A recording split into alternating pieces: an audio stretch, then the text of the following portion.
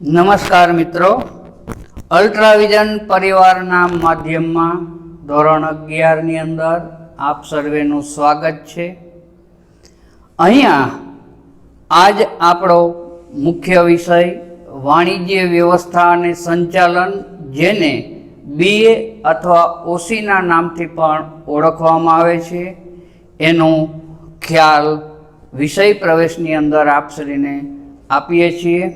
હું બિપિનભાઈ જોશી તમારો વાણિજ્ય વ્યવસ્થા અને સંચાલન વિષય લેવાનો હોવાથી એની માર્ગદર્શિકા, એનું માર્ગદર્શન કઈ રીતના પાઠની અંદર છે એની વિસ્તૃત માહિતી આપણે અહીંયા મેળવશું। પાઠનું નામ છે ધંધાનું સ્વરૂપ, હેતુ અને કાર્યક્ષેત્ર। એક સાથે 3 વિગતો આપણને બતાવવામાં આવેલી છે। તમારા માટે આ વિષય નવો છે। આર્થિક જગતની અંદર માનવી જે કંઈ પ્રવૃત્તિ કરે છે એ પોતાની જરૂરિયાતોને સંતોષવા માટે કરે છે। માનવીની જરૂરિયાતો અગણિત છે। એક જરૂરિયાતને સંતોષે ત્યાં બીજી જરૂરિયાતનો ઉદ્ભવ થઈ જાય છે। પરિણામે આ જરૂરિયાતોને સંતોષવા માટે એને આર્થિક ઉપાર્જન કરવું જરૂરી છે। આર્થિક ઉપાર્જન કરવા માટે માનવી સતત પ્રયત્નશીલ રહેતો હોવાથી અહીંયા આર્થિક જગત અસ્તિત્વમાં આવ્યું। પરિણામે આપણે જે વિષયની અંદર ભણવાનું છે એ વાણિજ્ય સંચાલન છે। મેનેજમેન્ટ કેવી રીતના કરવું, કોના ઉપર કરવું, કંપની શું કહેવાય, એ બધી જ ચર્ચા ટૂંકમાં અલગ અલગ પાઠની અંદર તમારા સુધી મળશે। અહીંયા આપણા માટે કંપની શબ્દ મહત્વનો છે। કંપની કઈ રીતના ઉદ્ભવે એનું જ્ઞાન મહત્વનું હોય। શરૂઆત ત્યાંથી કરીએ આપણે। કોઈ પણ વ્યક્તિના મગજમાં ધંધાની સ્થાપના કરવાનો વિચાર ઉદ્ભવે, વ્યક્તિના મનમાં ધંધાની સ્થાપના કરવાનો વિચાર ઉદ્ભવે, અહીંથી કંપનીનો માનસિક જન્મ થાય છે। જે વ્યક્તિના મગજની અંદર વિચારનું ઉદ્ભવ સ્થાન થયું એને આપણે પ્રવર્તકના નામથી ઓળખીએ છીએ। આ પ્રવર્તક પોતાને આવેલા વિચારો અન્ય વ્યક્તિઓ સમક્ષ રજૂ કરે છે। જે લોકોને ધંધાની સ્થાપનામાં રસ છે એ વ્યક્તિઓ એની સાથે જોડાય છે। પરિણામે એક જૂથ ઉત્પન્ન થાય। આ જૂથ ભાગીદારી કરવા માટે તૈયાર થાય। એટલે ધંધો વ્યક્તિગત પણ હોઈ શકે, ભાગીદારીમાં પણ હોઈ શકે। કંપની હંમેશા ભાગીદારીથી બનેલી સંસ્થા છે। કંપનીને મૂળ સ્વરૂપમાં લેવા માટે દરેક વ્યક્તિ પ્રવૃત્તિશીલ હોય। પરિણામે કંપનીનું રજિસ્ટ્રેશન કરવામાં આવે, રજિસ્ટ્રાર પાસે એનું બંધારણ બનાવવામાં આવે। આ બધો ખ્યાલ તમારે SPCC વિષયની અંદર ભણવાનો છે। અહીંયા આપણે ધંધાની જ વાત, ધંધાનું મેનેજમેન્ટ કેવી રીતના થાય, સંચાલન કેવી રીતના થાય એના માટે। હવે કોઈ પણ વ્યક્તિ જ્યારે આર્થિક પ્રવૃત્તિ કરે ત્યારે આ પ્રવૃત્તિના 2 ભાગ પાડવામાં આવે। પહેલો ભાગ આર્થિક પ્રવૃત્તિ।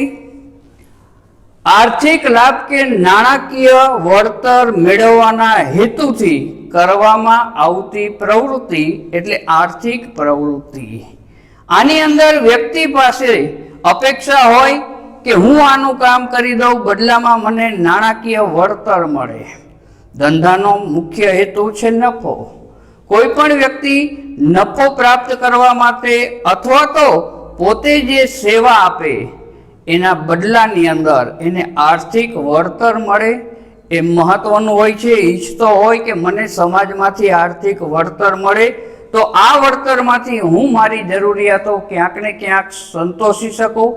તો અહીંયા ઉદાહરણ તરીકે ખેડૂત અનાજનું ઉત્પાદન કરે, પોતે પરિશ્રમ કરી પોતાના ખેતરની અંદર અનાજનું ઉત્પાદન કરે, આ અનાજને વેચીને પોતાની બાકીની જરૂરિયાતો એ સંતોષે છે। પરિણામે અહીંયા ધંધાનું સ્વરૂપ અસ્તિત્વમાં આવે। એ જ રીતના સુથાર ફર્નિચરનું ઉત્પાદન કરે, પોતાની આવડત પ્રમાણે જુદા જુદા ટેબલ ખુરશી વગેરે ફર્નિચરો બનાવે, લોકોને વેચે, લોકોની સુખાકારીમાં વધારો થાય, પરિણામે એની પ્રવૃત્તિ આગળ વધે, લોકો એને ખરીદે, બદલામાં નાણાકીય વળતર એને પ્રાપ્ત થાય, આ વળતર મેળવીને પોતાની અન્ય જરૂરિયાતોને એ સમાજમાંથી સંતોષવા કોશિશ કરશે. એટલે નાણાકીય વળતર મેળવવાના હેતુથી જે પ્રવૃત્તિઓ થશે એ તમામ પ્રવૃત્તિઓને આપણે આર્થિક પ્રવૃત્તિ તરીકે ઓળખી શકીએ. બિન આર્થિક પ્રવૃત્તિ નાણાકીય વળતર કે આર્થિક ઉપાર્જન મેળવવાના હેતુ વગર જે કાર્ય થાય, જે પ્રવૃત્તિ થાય એને બિન આર્થિક પ્રવૃત્તિ તરીકે આપણે ઓળખી શકીએ. આની અંદર અલગ અલગ પ્રેરક બળ હોય. દાખલા તરીકે દેશ સેવા. ઘણી વ્યક્તિઓ પોતાની જાતને દેશ સેવાની અંદર સમર્પિત કરી દેતી હોય, એમને કોઈ વળતરની અપેક્ષા ક્યારેય હોતી નથી. એટલે દેશ સેવા, સમાજ સેવા, પોતાના સમાજને આગળ લાવવા માટે એ પ્રવૃત્તિ કરતી હોય, બદલામાં કોઈ પણ નાણાકીય વળતર લેતી ન હોય, તો આવી સમાજ સેવાની ઉમદા ભાવના બિન આર્થિક પ્રવૃત્તિનું પ્રેરક બળ. લાગણી, કોઈના પ્રત્યે આપણા મનની અંદર લાગણી ઉત્પન્ન થાય ને બદલામાં આપણે એને કાર્ય કરી દઈએ કોઈ પણ જાતના વળતર વગર, ત્યારે બિન આર્થિક પ્રવૃત્તિનું પ્રેરક બળ બને. એમ પ્રેમના કારણે પણ આપણે એકબીજાના કાર્યો કરી શકીએ. તો અહીંયા કોઈ અપેક્ષા નથી, બદલાની ભાવના નથી. એટલે બદલાની ભાવના વગર જે કંઈ કાર્યો થશે એ તમામ કાર્યો બિન આર્થિક પ્રવૃત્તિના ઉદાહરણ બને. દાખલા તરીકે સમાજ સેવક દ્વારા સમાજ સેવાની પ્રવૃત્તિ. સમાજની અંદર ઘણા બધા વ્યક્તિઓ એવા હોય કે જે સમાજ સેવા માટે પોતાનું જીવન સમર્પિત કરતા હોય છે. બદલામાં કોઈ પણ જાતની અપેક્ષા રાખતા નથી. એટલે અપેક્ષા વગર, આર્થિક વળતરની અપેક્ષા વગર એને જે કાર્ય કર્યું એ બિન આર્થિક પ્રવૃત્તિનું ઉદાહરણ થાય. એમ માતા દ્વારા પોતાના બાળકનો ઉછેર કરવામાં આવે. માતા કોઈ બદલો લેતી નથી, કોઈ નાણાકીય વળતર એની પાસેથી લેતી નથી. નિસ્વાર્થ ભાવે પોતાના સંતાનનો ઉછેર કરે છે. તો આ ઉદાહરણો બિન આર્થિક પ્રવૃત્તિની અંદર લઈ શકીએ. એમ કોઈ વિદ્યાર્થી અન્ય વિદ્યાર્થીને મફત ભણાવે કોઈ પણ જાતના વળતર વગર, તો એને બિન આર્થિક પ્રવૃત્તિની અંદર આપણે લઈ જઈ શકીએ. હવે મેઇન વસ્તુ છે ધંધો. અહીંથી આપણો પાઠની શરૂઆત. ધંધો કોને કહેવાય, ધંધાની લાક્ષણિકતાઓ શું હોઈ શકે એની વાત. ધંધો એટલે નફાના હેતુથી કરવામાં આવતી કોઈ પણ કાયદેસરની આર્થિક પ્રવૃત્તિ. વ્યાખ્યા બરોબર ધ્યાનથી સાંભળવાની, કારણ કે પાઠની શરૂઆત છે. ધંધાનો મેઇન વિષય છે આપણો, એટલે એની વ્યાખ્યા આપણા માટે અતિ મહત્વની. નફાના હેતુથી કરવામાં આવતી કોઈ પણ કાયદેસરની આર્થિક પ્રવૃત્તિ. મેઇન ઉદ્દેશ છે ધંધાનો નફો. જો નફો છે તો ધંધો છે. એવું નથી કે દર વખતે નફો થાય, ક્યારેક ખોટ પણ જાય. પરિણામે ધંધો અવિરત ચલાવવો હોય તો ધંધાની અંદર નફો એ મેઇન ઉદ્દેશ હોય. એટલે નફાના હેતુથી કોઈ પણ આર્થિક પ્રવૃત્તિ, અહીંયા બદલાની અપેક્ષા છે કે જે પ્રવૃત્તિ કરીએ એમાંથી નફો થાય, એટલે આર્થિક પ્રવૃત્તિ તરીકે એને ગણી. કાયદેસરની આર્થિક પ્રવૃત્તિ, ગવર્મેન્ટના જે કાયદા છે, સરકારશ્રી દ્વારા જે કંપની ધારાઓ બહાર પાડવામાં આવે, ગ્રાહક સુરક્ષાઓ બહાર પાડવામાં આવે, આ જે કાયદા છે એ કાયદાની અંદર રહીને કરવામાં આવતી કોઈ પણ આર્થિક પ્રવૃત્તિ એને ધંધા તરીકે આપણે ઓળખી શકીએ. હવે એની લાક્ષણિકતાઓ અલગ અલગ. તો સૌથી પહેલી લાક્ષણિકતા છે નફાનો હેતુ. જુદા જુદા 7 પ્રકારની લાક્ષણિકતા કોઈ પણ પાઠની અંદર મહત્વની વસ્તુ છે, એના મુદ્દા યાદ રાખવા. જો મુદ્દા યાદ હોય તો આપણે મુદ્દાસર કે સવિસ્તાર ઉત્તરને આસાનીથી લખી શકીએ. એની અંદરનું લખાણ આપણને સહેલો પડે, કારણ કે મુદ્દો આવડવો જરૂરી છે. એટલે સૌથી પહેલા 7 મુદ્દા: નફાનો હેતુ, વસ્તુ અને સેવાનો વિનિમય, જોખમ અને અનિશ્ચિતતા, દૃષ્ટિગુણનું સર્જન, પ્રવૃત્તિનું સાતત્ય, નાણાંની જરૂરિયાત અને 7મો આર્થિક પ્રવૃત્તિ. આ 7 મુદ્દાને બરોબર પાકા કર્યા બાદ એની અંદરના લખાણ ઉપર આપણે ધ્યાન કેન્દ્રિત કરવું પડે, તો કોઈ પણ લાંબા જવાબો ક્યારેય અઘરા લાગતા નથી. કારણ કે અંદરનું લખાણ સહેલું હોય, મુદ્દાને અનુરૂપ એનું લખાણ આપવાથી આપણો મુદ્દાસર ઉત્તર અથવા તો સવિસ્તાર ઉત્તર આસાનીથી લખી શકીએ. તો અહીંયા પહેલો મુદ્દો છે નફાનો હેતુ. દરેક ધંધો આર્થિક પ્રવૃત્તિ છે. આગળ આપણે જોયું કે આર્થિક પ્રવૃત્તિ એટલે નાણાકીય વળતર મેળવવાના હેતુથી કરવામાં આવતી પ્રવૃત્તિ. તો ધંધો પણ નાણાકીય વળતર એટલે નફો પ્રાપ્ત કરવાના ઉદ્દેશથી કરવામાં આવતી પ્રવૃત્તિ છે. અહીંયા નફો ધંધાને જીવંત રાખે છે. ધંધાને વિસ્તૃત બનાવવા માટે નફો જરૂરી છે. ધંધાને આગળ લઈ જવા માટે, ટોચ ઉપર લઈ જવા માટે પણ નફો પ્રાપ્ત થાય એ જરૂરી છે. નફો એ ધંધાની પારાશીશી તરીકે ઓળખી શકીએ. બીજો મુદ્દો છે વસ્તુ અને સેવાનો વિનિમય. ધંધા દ્વારા વસ્તુ કે સેવાને ઉત્પન્ન કરી એને લોકોને વેચવામાં આવે છે. બદલામાં નાણાકીય વળતર પ્રાપ્ત કરવામાં આવે. કોઈ વ્યક્તિ પોતાનો બિઝનેસ ચલાવે, એ વસ્તુનું ઉત્પાદન કરે, લોકોને વેચે, બદલામાં નાણું પ્રાપ્ત કરે, તો આ નાણાકીય વળતર દ્વારા વસ્તુ કે સેવાનો વિનિમય સતત કરવામાં આવતો હોવાથી વસ્તુ અને સેવાના વિનિમય તરીકે ઓળખી શકીએ. ત્રીજો મુદ્દો જોખમ અને અનિશ્ચિતતા. દરેક ધંધાની અંદર જોખમ અને અનિશ્ચિતતા રહેલા હોય છે. ક્યારે કઈ જગ્યાએ જોખમ આવશે એ અનિશ્ચિત છે. ભાવિના પડકારોને સામનો કરવા માટે કાયમ સજ્જ રહેવું પડે આપણે. આવા જોખમો 2 પ્રકારના હોઈ શકે. એક માનવ સર્જિત જોખમ અને બીજો કુદરત સર્જિત જોખમ. તો માનવ સર્જિત જોખમ કયા કયા હોઈ શકે એની માહિતી: આગ.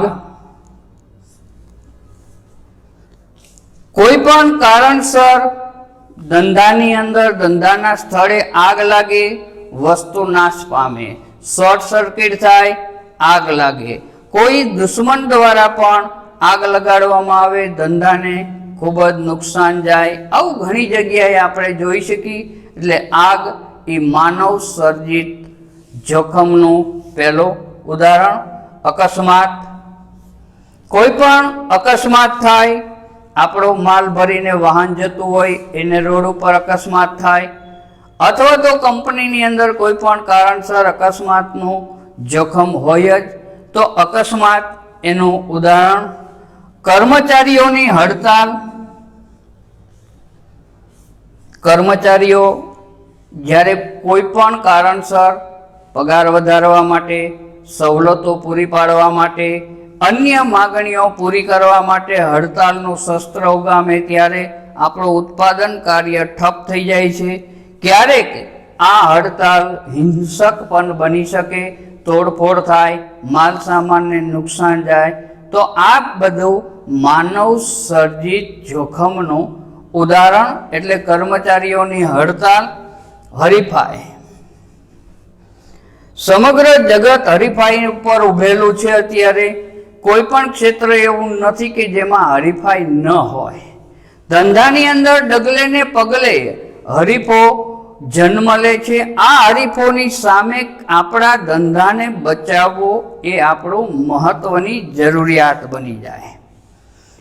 પોતાના હરીફોની સામે રક્ષણ આપણા ધંધાનું મેળવવું જરૂરી છે, કારણ કે હરીફો આપણા ધંધાને પછાડવા માટે, આપણા કરતાં આગળ નીકળવા માટે ઘણા બધા દાવપેચ ખેલતા હોય, આપણા કરતાં સસ્તી કિંમતે વસ્તુ વેચતા હોય, જાહેરાતનું પ્રમાણ વધુ કરતા હોય. આ બધા માધ્યમોમાં આપણા ધંધાને ટકાવવું એ મહત્વનું હોય છે. એટલે હરીફાઈથી હંમેશા સાવચેત. ટેકનોલોજીમાં પરિવર્તન આવે. સમાજ પરિવર્તનશીલ છે, એમ ટેકનોલોજી પણ પરિવર્તનશીલ છે. જે વસ્તુનું ઉત્પાદન કરતા હોય આપણે, એમાં નવી ટેકનોલોજી આવે ત્યારે ધંધાને ખૂબ જ મુશ્કેલી પડે છે, કારણ કે એને નવી ટેકનોલોજી પ્રમાણે ઉત્પાદન પ્રક્રિયા હાથ ધરવી પડે. ઘણી બધી સમસ્યાઓ આના કારણે સમાજમાં જન્મ લેતી હોય. દાખલા તરીકે બ્લેકબોર્ડની અંદર પહેલાં ચોકથી લખવામાં આવતું, ત્યારે ચોકનો ધંધો ધમધોકાર ચાલતો હતો. હવે બોર્ડ આવી ગયા, માર્કર પેન આવી ગઈ.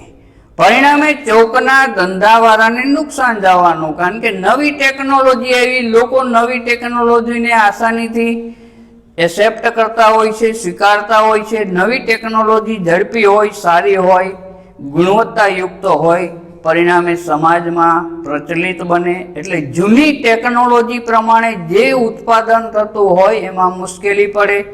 એમ પહેલાંના જમાનાની અંદર તાંબા પિત્તળના વાસણોનું ચલણ હતું.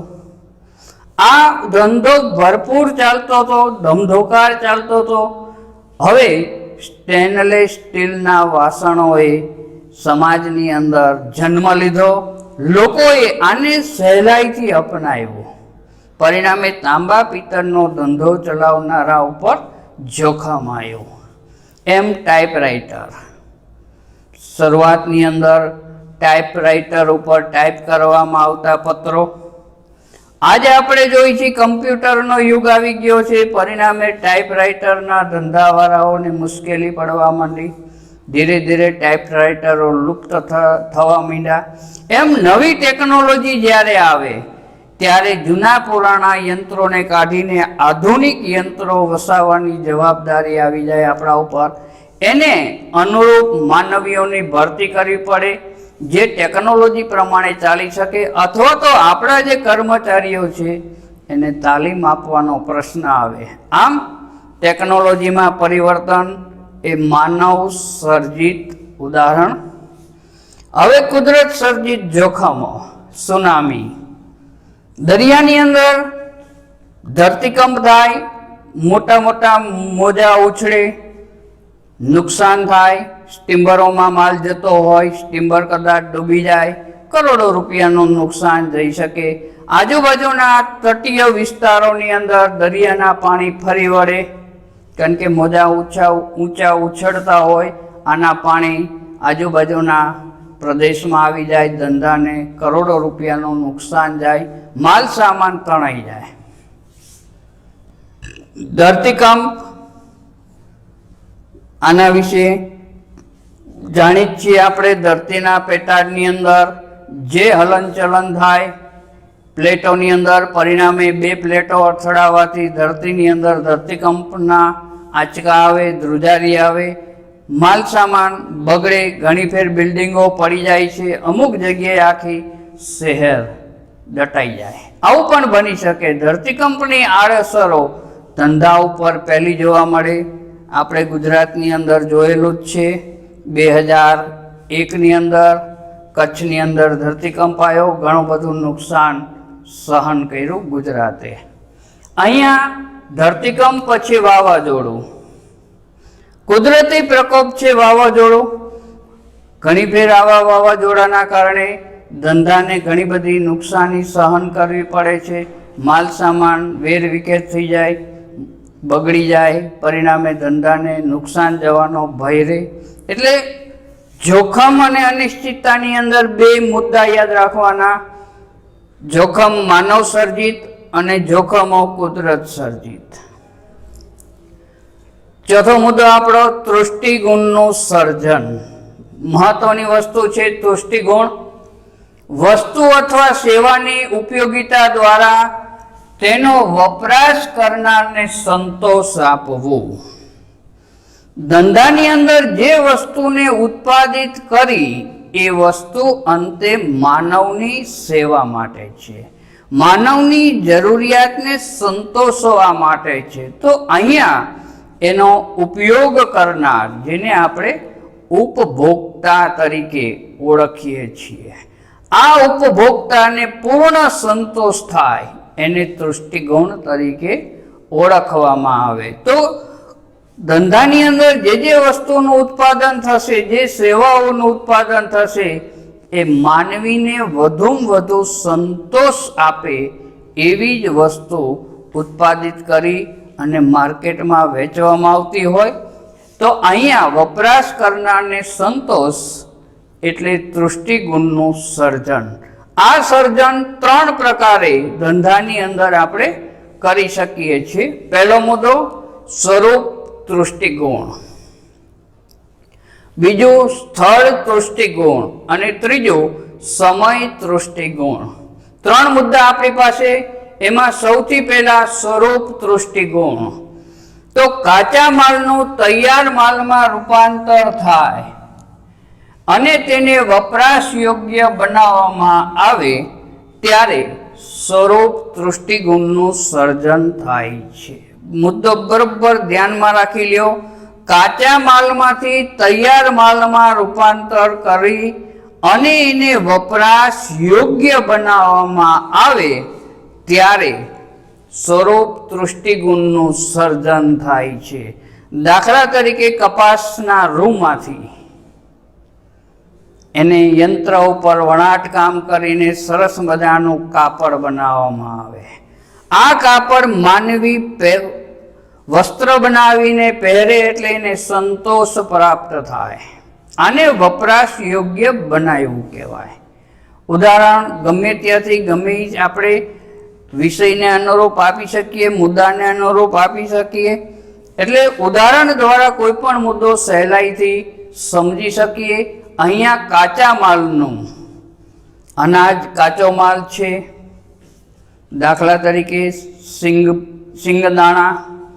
સિંગદાણાને પીલીને આપણે તેલ બનાવીએ અને તેલ દ્વારા અન્ય વસ્તુઓ બનાવીએ તો આ ઉત્પાદિત માલ એના દ્વારા ગ્રાહકને સંતોષ, ઉપભોક્તાને સંતોષ, પરિણામે વપરાશ યોગ્ય જે બનાવવામાં આવ્યું એને સ્વરૂપ તૃષ્ટિગુણ તરીકે આપણે ઓળખી શકીએ.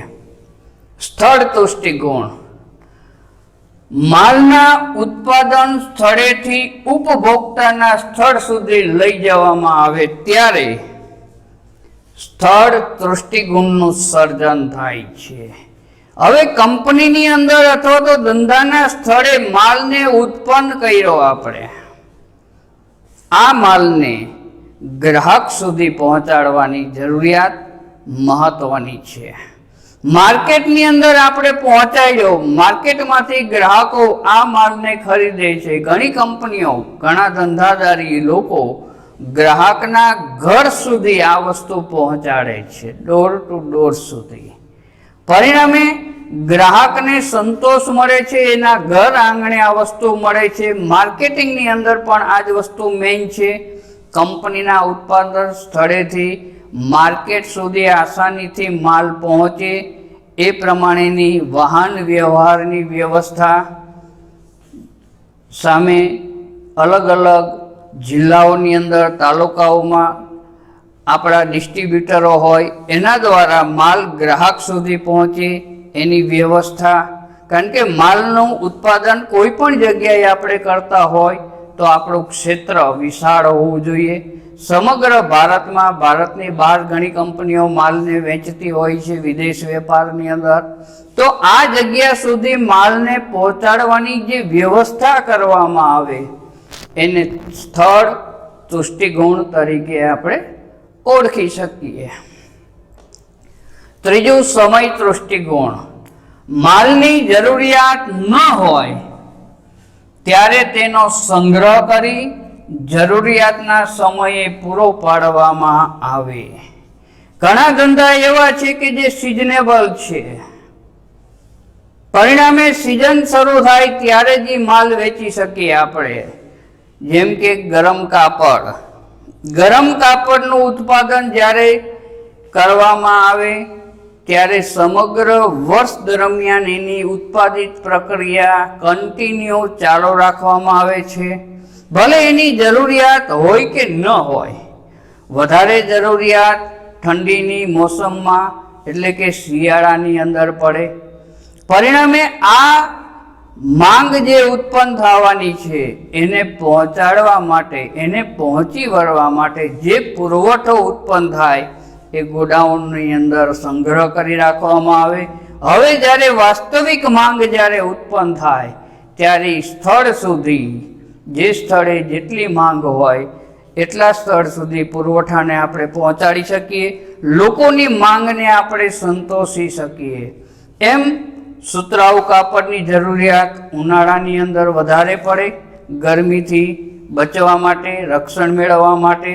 તો સુતરાઉ કાપડનું ઉત્પાદન ફક્ત એક જ ઋતુમાં નહીં, સમગ્ર વર્ષ દરમિયાન ચાલુ રાખવું પડે છે, એનો સંગ્રહ કરવો પડે છે. અને જ્યારે વાસ્તવિક જરૂરિયાત ઉત્પન્ન થાય ત્યારે ગ્રાહકની માંગને પહોંચી વળવા માટે પ્રયત્ન કરવામાં આવે. આ વસ્તુ સમય તૃષ્ટિગુણ તરીકે આપણે ઓળખી શકીએ. એટલે તૃષ્ટિગુણના 3 પ્રકારો પડ્યા: સ્વરૂપ તૃષ્ટિગુણ, સ્થળ તૃષ્ટિગુણ અને સમય તૃષ્ટિગુણ. પાંચમો મુદ્દો હવે પ્રવૃત્તિનું સાતત્ય. ધંધો સતત ચાલતી પ્રવૃત્તિ છે.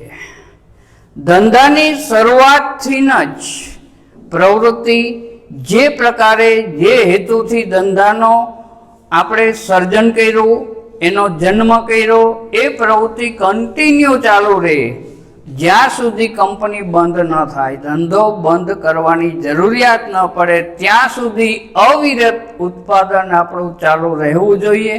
તો અહીંયા કોઈ પણ ધંધો સતત ચાલતી પ્રવૃત્તિ છે. માલ વેચાય, નવો માલ બનાવે, ગ્રાહકની જરૂરિયાતને સંતોષે, ગ્રાહક જે પ્રકારે માલ માગશે એ પ્રમાણે માર્કેટની અંદર આપણે પુરવઠો પહોંચાડશું, ઉત્પાદન પ્રક્રિયા કન્ટિન્યુ ચાલુ રાખશું. આમ સતત સાતત્યવાળી પ્રવૃત્તિ. નાણાંની જરૂરિયાત. છઠ્ઠો મુદ્દો, કોઈ પણ ધંધાને ટકાવવા માટે નાણું મેઇન છે. ડગલે ને પગલે નાણાકીય જરૂરિયાત હોય. ધંધાની શરૂઆત કરવા માટે થઈને જ આપણે નાણાંની પહેલી જરૂરિયાત પડે. કોઈ પણ કંપનીની શરૂઆત કરવા માટે લખલોટ નાણાંની જરૂરિયાત પડે. દાખલા તરીકે જમીન ખરીદવી પડે તો જમીન ખરીદવા માટે નાણું, બાંધકામ કરવા માટે નાણાંની જરૂરિયાત, કાચો માલ ખરીદવા માટે નાણાંની જરૂરિયાત, યંત્રો ખરીદવા માટે નાણાંની જરૂરિયાત, કારીગર અથવા તો કર્મચારીઓને પગાર ચૂકવવો પડશે, આ માટે નાણાંની જરૂરિયાત, માર્કેટિંગ કરવા માટે આપણે જાહેરાતોનો આશરો લઈશું તો આના માટે પણ નાણાકીય જરૂરિયાત. વર્તમાનપત્રોમાં ચોપાનિયા દ્વારા મોટા મોટા બોર્ડ, જેને હોર્ડિંગ્સ તરીકે ઓળખીએ, આની છપાવવા માટે ખર્ચ, ગામે ગામ આ હોર્ડિંગ્સ લગાડવાનો ખર્ચ. એમ એજન્ટો દ્વારા ક્યારેક માલ વેચવો પડે તો એજન્ટને આપણે કમિશન ચૂકવવું પડે તો અહીંયા નાણાકીય જરૂરિયાત.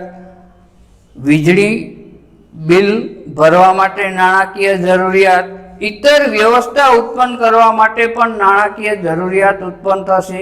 તો આ બધી જ જરૂરિયાતને પહોંચવા માટે થઈ ધંધાની અંદર નફો થવો જરૂરી છે, ધંધાનો વિકાસ કરવા માટે જરૂરી છે. તો નાણાંની જરૂરિયાત અસંખ્ય હોવાથી ધંધાની અંદર ધ્યાન કેન્દ્રિત કરવામાં આવે કે વધુમાં વધુ નફો પ્રાપ્ત થાય, પણ આ નફો ગ્રાહકને પોસાય એ કિંમત રાખી અને વેચવામાં આવે તો નાણાકીય જરૂરિયાત આસાનીથી આપણે મેળવી શકીએ. ક્યારેક નાણાંની વધુ જરૂરિયાત હોય તો કંપની શેર ડિબેન્ચર બહાર પાડી નાણાકીય વ્યવસ્થા કરે, કોઈની પાસેથી લોન લે, ભાગીદાર પાસેથી પણ લોન લઈ શકે, બેંકો પાસેથી લોન લઈ શકે, મિત્ર સર્કલ કે સગા સંબંધી પાસેથી પણ નાણું મેળવી પોતાની આર્થિક જરૂરિયાતોને સંતોષી ધંધાને ટકાવવામાં આવતું હોય. છેલ્લો મુદ્દો આર્થિક પ્રવૃત્તિ. કોઈ પણ ધંધો એ આર્થિક પ્રવૃત્તિ છે, કારણ કે એનો ઉદ્દેશ છે આર્થિક વળતર મેળવવાનો. આ આર્થિક વળતર ધંધાની અંદર હંમેશા નફા દ્વારા જ મળે. એટલે નફો મેળવવાના ઉદ્દેશથી કરવામાં આવતી આર્થિક પ્રવૃત્તિ એને આપણે ધંધા તરીકે ઓળખી શકીએ. નફો મેળવવો એ એના માટે મહત્વનું છે. ધંધાનો વિકાસ કરવા માટે, નવી શાખાઓ ખોલવા માટે, એક સ્થળેથી બીજા સ્થળે આપણે નવી શાખા ખોલવી હોય તો પણ આપણી પાસે જો બેનિફિટ હશે, નફો હશે, તો આની અંદર આપણે વધારે કાર્ય કરી શકીશું. નફાનું પુનરોકાણ કરી શકીએ, આપણે ધંધાનો વિકાસ કરી શકીએ. એટલે કોઈ પણ ધંધો એ આર્થિક પ્રવૃત્તિ કરવાના ઉદ્દેશથી જ શરૂ થતો હોય છે. મિત્રો, અહીંયા આજ આપણે ધંધાને લગતી, એના જન્મને લગતી વાતો કરી. કાલ આથી વિશેષ પાઠની અંદર આગળ જશું. અહીંયા જે મુદ્દા આવ્યા એને બરોબર સમજી નોટબુકમાં લખવાની ટેવ પાડવાની. શરૂઆતથી જ કોઈ પણ પ્રવૃત્તિ કરશો તો પાઠની અંદર ક્યારેય કોઈ મુશ્કેલી નહીં પડે. મુદ્દાને બરોબર સમજવાના, મુદ્દાને યાદ રાખવાની પૂરેપૂરી કોશિશ કરવાની. આર્થિક પ્રવૃત્તિ અને બિન આર્થિક પ્રવૃત્તિ બે ભાગ પાડ્યા આપણે. ધંધાની વ્યાખ્યા, ધંધાની જુદી જુદી 7 લાક્ષણિકતાઓ. એમાં મુદ્દા નંબર 3 ની અંદર જોખમ અને અનિશ્ચિતતા આવ્યું. આના બે ભાગ પાડ્યા. આ બરોબર પેટા વિભાગ યાદ રાખી લેવાના. માનવ સર્જિત જોખમ અને કુદરત સર્જિત જોખમ. માનવ સર્જિતમાં કયા ઉદાહરણ મૂક્યા આપણે યાદ રાખો. કુદરત સર્જિતમાં કયા ઉદાહરણ મૂક્યા એને બરોબર યાદ રાખો. તૃષ્ટિગુણનું સર્જન મતલબ ઉપભોક્તાનો સંતોષ, ગ્રાહકનો અધિક સંતોષ. આના 3 આપણે પેટા મુદ્દા લીધા. સ્વરૂપ તૃષ્ટિગુણ, સ્થળ તૃષ્ટિગુણ અને સમય તૃષ્ટિગુણ. 3 મુદ્દા કોની અંદર છે, કયા મુદ્દાના પેટા વિભાગ છે એ બરોબર ધ્યાન રાખો. સવિસ્તાર ઉત્તરમાં કે મુદ્દા ઉત્તરમાં ક્યારેય તકલીફ નહીં પડે. 5મો, 6ઠ્ઠો અને 7મો 3 મુદ્દા. પ્રવૃત્તિનું સાતત્ય, નાણાંની જરૂરિયાત, આર્થિક પ્રવૃત્તિ. ઓકે, જય હિન્દ.